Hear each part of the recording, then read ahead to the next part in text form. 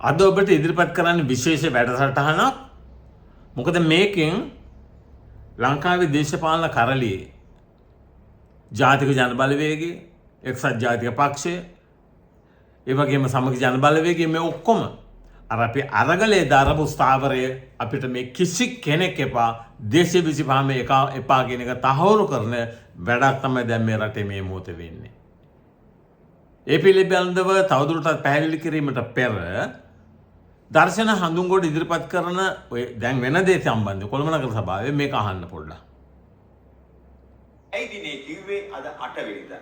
ඇයි වෙලාව කිව්වේ උදේ 9:55 කියලා? මේ වෙනකොට කොළඹ දේශපාලනයේ මේ මොහොතේදී අද මේක අප්ලෝඩ් කරනකොට අද රාත්‍රී 9 වෙන්න පුළුවන්.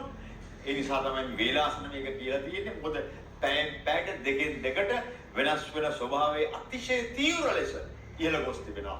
ජාතික ජන බලවේගයේ මේ වන විට ඊයේ රාත්‍රියේම ආරම්භ කළ සාකච්ඡාවක් ඔවුන් ප්‍රකාශයක් කරා ටීලින් සිල්ලා මාධ්‍යයට අපි දූෂිත පරාජිත දේශපාලන පක්ෂ සමග සංධානගත නොවි අපි ස්වාධීන කණ්ඩායම් වලට ආරාධනා කරනවා කියලා. ඒ තුලම තිබෙනවා නොකියන තව කතාවක්. දැන් ඩීල් ටික ඔන්.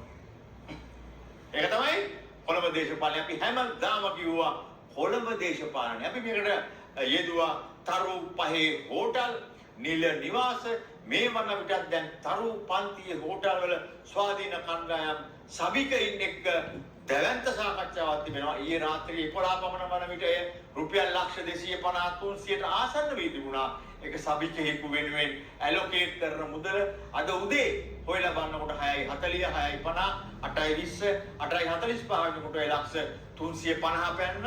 මේ වන විට අද දහවල් 2 3 වෙනකොට ලක්ෂ 400ට එන්න පුළුවන්. නමුත් පුරෝකතරයක් කරනවා මේ පිළිබඳව තතුවත් ආරංචි මාර්ග මේක ලක්ෂ 500 දක්වා ඉහළ අගයක් ගනිවි කියලා. මේක තමයි අපිට මේක ආතල් එකක්. බොරු කියන්න ඕනේ නැහැ. හරි අපි කියන්නේ මේක කැත්, මජර, ජඩ, පාදඩ එහෙම කියන්නේ. එහෙම කියපු කාලයක් තිබුණා. ඒ කාලේ නරක හින්දානේ මේ කාලේ අපි උදා කරගත්තේම. නමුත් දැන් හරි ගනුදෙනු ඔන්. දැන් වැල ඕපන්. අපි බහිනවා අපේ සුපුරුදු. හරි. මේ වැඩසටහන කිරීමේ පරමාර්ථය මොකක්ද? පුරවැසියෝ හැටියට අපි හැමදාම මේ අවුරුදු 77ක් තිස්සේ රැවටුණා. දැන් නැවතත් රැවටුණා.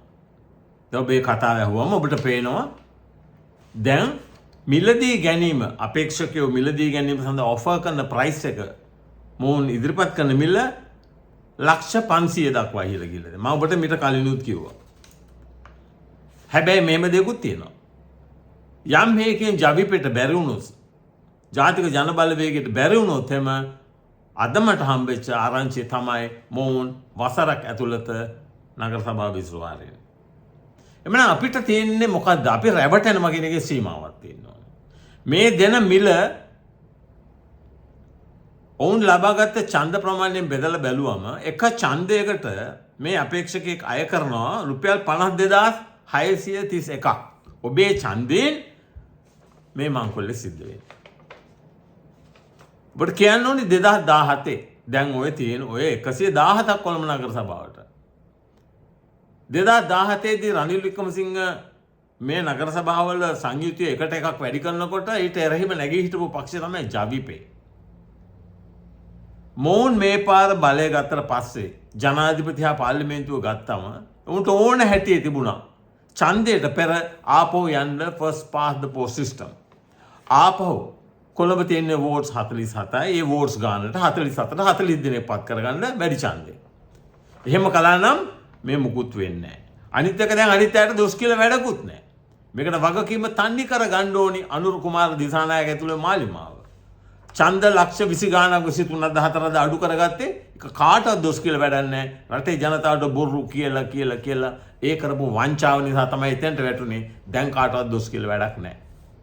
අපිට තියෙන වගකීමක් රටේ පුරවැසියෝ හැටියට මේ වෙලාවේ හරි කඳවුරකට එන්න මේ 225 ගණ්ඩ දෙයක් නැහැ.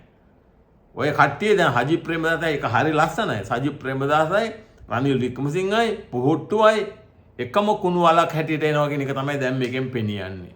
අපි මොකද්ද මෙතනදී කළ යුත්තේ කියන එක තමයි අපි මෙහෙම බුද්ධිමත්ව කල්පනා කරන්න ඕන. අපි මේ දෙන පණිවිඩය ඉතා තරයේ තේරුම් ගන්න අවධානය කරගන්න කවුරු ආවත් ඔවුන් පාර්ලිමේන්තු ගෙන නගර සභා විසුවා හරින්නත් පුළුවන්.